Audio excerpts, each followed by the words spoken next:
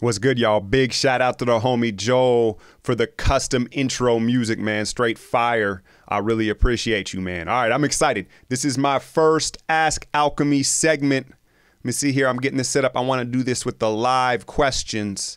So some of you didn't pay attention to what I said, that you emailed me questions, but they were typed out. I wanted the audio or the video. That's fine, man. Maybe we'll fit that in another time. But those of you that took the time, I appreciate you. And, let's get on with it. So first one is from Khalil. Hey, Alchemy, what do you think about the referees officiating this year? That's a good question, Khalil. I want to focus on the positive first. And what I do like is I like the Zaza rule, So if you recklessly close out on a jump shooter, they're going to call that. They have been enforcing it. We've seen it in a couple Warrior games. And I'm not even taking shots at Zal. Everybody knows Bruce Bowen was the OG of that rule. But anybody who also has played basketball knows how vulnerable you feel when someone closes out on you and kind of gives you nowhere to land, man. Hurting your ankle, twisting your ankle. It hurts way more than it should, honestly, man. It's like one of the most painful sports injuries you can have, honestly. And so I'm all for that. And I think they've been enforcing it, and that's good. I also like the Harden rule, right, where they've shortened the continuation rule, and you saw guys starting to take advantage of it last season. Steph did as well, but Harden was the main culprit, where he'd come off a screen and he'd just slam into the help, whoever was switching or meeting him on the other side, and throw up a shot. And so they're no longer giving that like extended continuation where guys were getting a ton of 3 free throws and stuff like that. That's just cheap, and I'm glad that's out of the game. As far as the Warriors go with the officiating, I know I look at it through highly biased glasses or goggles, right? I know that I can't look at it really objectively. I've mentioned before, I don't like the treatment Steph gets. I know he's getting to the line at an all-time high. He's showing a lot more physicality getting to the basket. But he just doesn't get the 50-50 whistles that, a guy with his resume I think should get. And that carries over really to the whole Warriors team. I think being a super team and this is the cost of being one of the all-time greatest teams that we've seen, right? It's human nature for the referees to give the benefit of the doubt to the weaker team or the team, the lesser of teams. Whether we're at Oracle or on the road, you're kind of seeing the 50-50 calls that could go either way are going to the other team.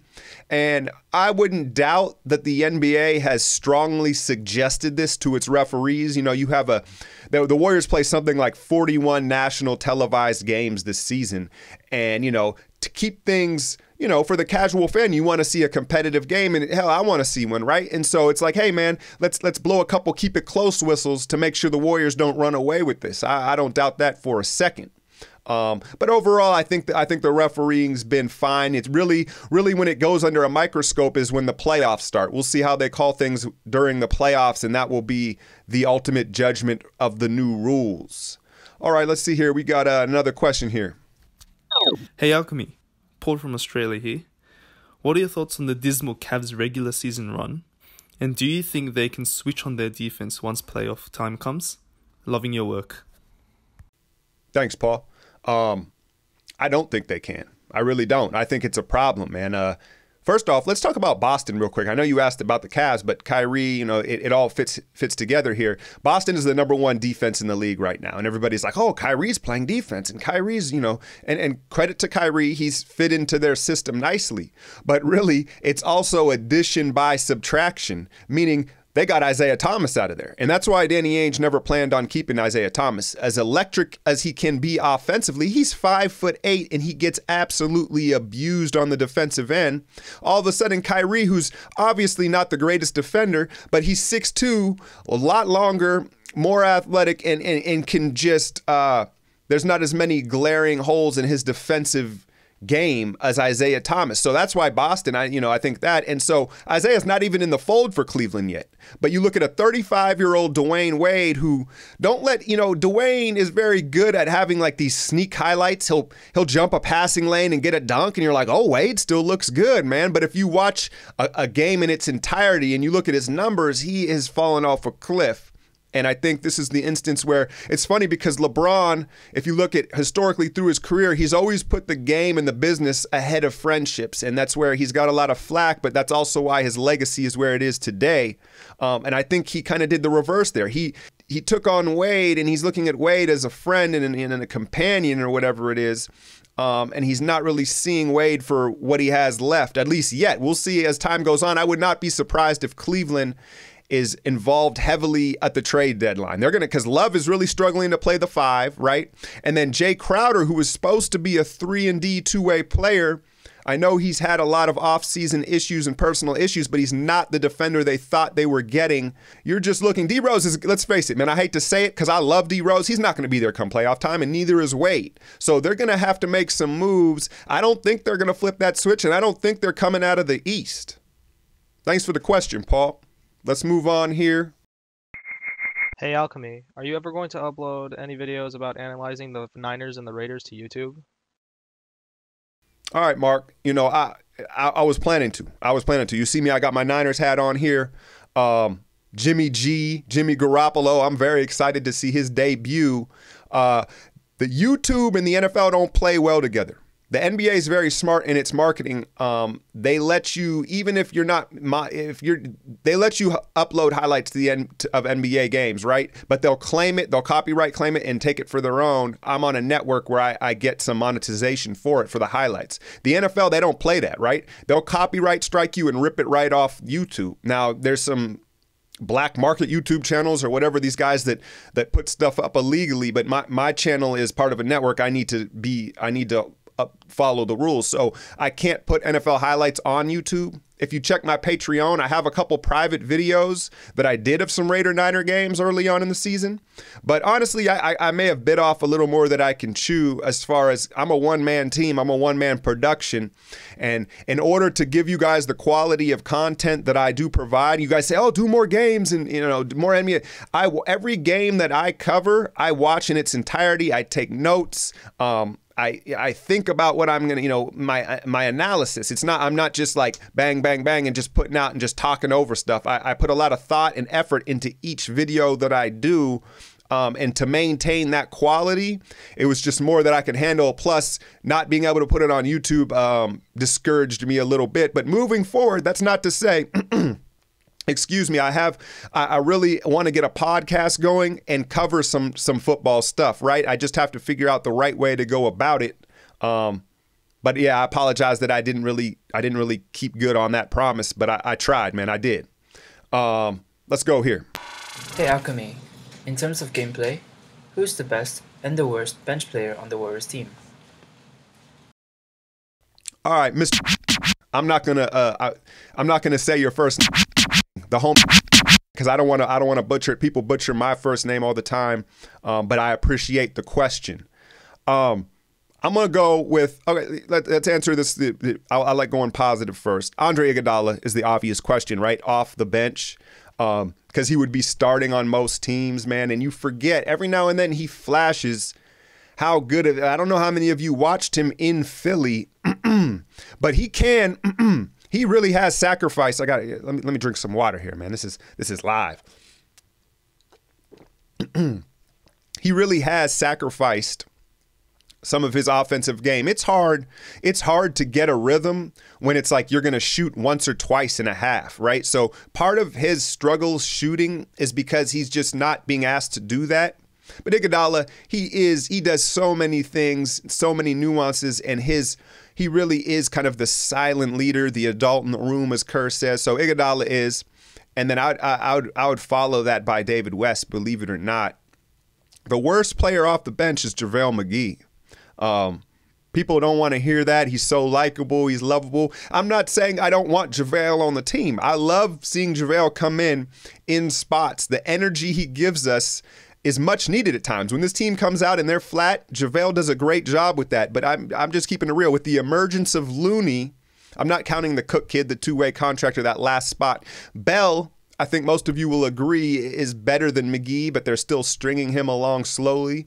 But the emergence of Looney has pushed McGee the worst player, if you will. I mean, you have to think about it. We are probably the deepest team in the league, so I'm not insulting JaVale. I'm just saying as far as our roster goes, JaVale is probably the worst player off the bench. All right, let's go here. We got another one. Hey, Alchemy. In my opinion, Tyreke Evans has been playing extremely efficient this year for the Grizzlies, as well as Chandler Parsons, who was shooting over 50% from the field early this season, which surprised me a bit on how well he has bounced back from a relevant time of absence. Both these players' efficiency has highly contributed to the surprising early success of the Grizzlies. As we all know, their starters can ball. So how much of a threat or effect do you think this team may be to the Warriors if they were to meet in the playoffs, which I think has a potential to being realized? Do you think the deep, young second unit of Memphis will be a challenge for the aging second unit of the Warriors? Okay, Johan, that's a hell of a question, man. Memphis is a problem. I had picked them initially to fall out. If we were looking at the playoffs in the West, that bottom 7, 6, 7, 8 seed, right? And you looked at Memphis and you were like, all right, well, they've kind of retooled. No Zebo, Vince Carter, right? And you expected a decline. But Memphis, they've done an amazing job retooling. You brought up Tyreke Evans, Tyreke the Freak Evans. And I remember him at Sacramento. Remember he won the Rookie of the Year. He has some of the craziest footwork getting to the basket I've ever seen. Jermichael Green, James Ennis, they brought in these tough grit and grind guys that fit their system, right? And then of course Conley and Gasol. Chandler Parsons, I don't know. I mean, yeah, as a spot up 3-point player. Here's the question for Memphis is health. And I know you could say that about every team, but I think that the approach that Memphis takes to the season tends to grind on their players, right? Where you look at like a San Antonio and they pace themselves very well through the season. Where Memphis, they go hard every night, and that's why in part they kind of overachieve and you look at their record, right? They play so hard every night like it's a playoff game, but there's a cost to that, meaning their health. Tyreke has been a guy that's never played probably, don't quote me on this, but I doubt he's played more than 60 games in a season, right? Something around there. Carson Palmer. I don't know what Chandler Parsons, Carson Palmer. I don't know where the hell that came from. Maybe because they're both done. No, I don't know. But Chandler Parsons, I don't think can be relied on. I do like Jermichael Green. I like James Ennis, and I love the kid from Oregon. I thought we might get him instead of Jordan Bell. I didn't know we were going to jump in. What's his name? It's missing me right now. The brother's he's my complexion. But you guys can remember, you know who I'm talking about. He's got the frohawk, light-skinned dude from Oregon. All tough guys, man. So if they can stay healthy, and those young players, I think, can survive the grit and grind, right? But Tyreke, can he stay healthy? That's a huge thing for them. So if they're a healthy roster coming into the playoffs, I have no doubt they are a threat to the Golden State Warriors, just their style. It's been brought up that the Warriors still to this day say the toughest series they played throughout this run was that Memphis series where they were down in their first championship season. Styles make fights, and Memphis is a fight, man. Great question. All right, we got one more. Let's see here. I have these mapped out on this soundboard. Hey Alchemy, just wanted to say thanks for making your funny as hell and spot on analysis videos. I look forward to watching them after every single Warrior game. My question for you is who's going to be the best non-death lineup Warrior in the next couple of years? You think Jordan Bell or Patrick McCaw? Or maybe could they even get good enough to even take Iguodala's spot in the death lineup? That's a good question, Joe. Joe Kong, I appreciate you. I think that P-Mac is not – Iguodala is such a special player, so he's never going to be Iguodala. He's never going to be that. But I think what they're molding Patrick into is a point guard, right? But I think he naturally likes to score more than Iguodala. Iguodala's natural instincts are to create for others, right? He's a reluctant scorer. Patrick, not so much. If you watch him in Summer League and in games, blowouts, where he likes to get buckets. Now, he doesn't have the physical attributes as an Iguodala, right? But he does have some great attributes defensively, lateral quickness. So I think P-Mac's ceiling may be higher. He may have a higher peak in his career, But I think Jordan Bell is going to be more of a steady, long, like 10-year career, right? He knows his role. I don't think Bell's ever going to become a scorer. He's not going to develop into an all-star type player, but he's going to be like just one of those solid guys for 10 or 12 seasons. He's just going to be there steady and always get his, 20, 25 minutes a game. That's how I see Bell.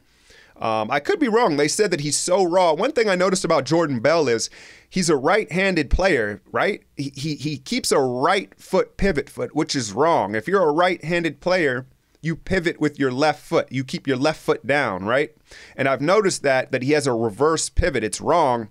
And so he's so raw. So maybe he could just, depending on the work, maybe he could skyrocket. But I feel like he's kind of going to just stay in that garbage man role type of thing, like a super garbage man though, right? Like a Kenneth Faried type of dude. Better defense though, where P-Mac, he may have some seasons where he's averaging 15, 16 points a game, or maybe in the running for sixth man of the year, something like that, right? And I don't know if we'll be able to retain him, honestly, but I don't think he'll have like as long and as steady as a career as Bell. Bell's like the safer bet.